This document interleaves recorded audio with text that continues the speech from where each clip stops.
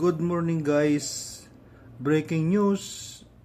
Senate President Sherwin Gatchalian. Ang sabi niya, bago daw mag-imbestiga yung Blue Ribbon Committee, dapat daw magkakaroon muna ng matibay na ebidensya bago mag-imbestiga ang Blue Ribbon Committee. Ito yung sagot ko sa iyo, Senate President Sherwin Gatchalian. Paano magkakaroon ng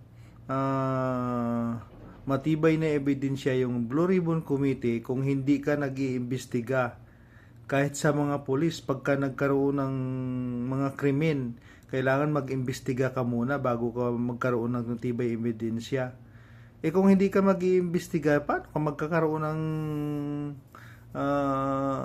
matibay na ebidensya? At saka hindi pa ba matibay na ebidensya yung mga 18 na Marines, bodyguard mismo ni Saldico yun?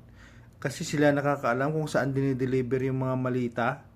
Hindi pa ba matibay na ebidensya yun? Mga kontraktor, mga congressman, andyan sila lahat. Ayaw nyo lang mag-imbestiga kasi tatamaan kayo. Sa ngayon mag-iisang taon na, mayroon bang nakulong na congressman? Yan, wala, di ba? Saan yung mga congressman? Ay sila yung mga utak talaga sa insertion niya yan. Puro lang senador yung inaano nyo, yung kinakasuhan nyo. Kapwa mo pa senador? Talaga? Dapat patas lang. Kung mag-imbestiga ka sa kabila, imbestigahan mo rin yung kabila.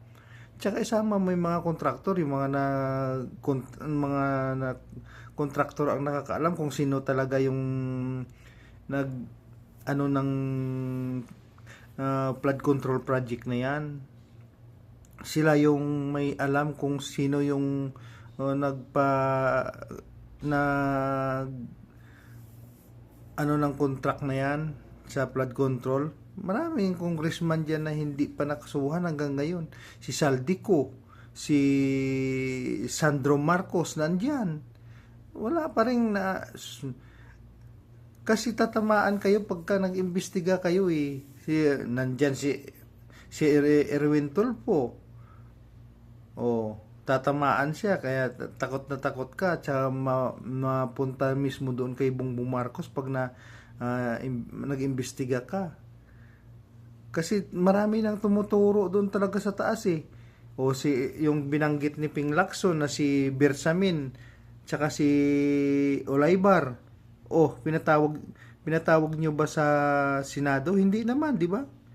Dapat magkaroon muna ng investigasyon, tsaka magkaroon ng matibay na ebidensya. Paano kung magkaroon ng matibay na ebidensya kung hindi ka magkakaroon ng investigasyon?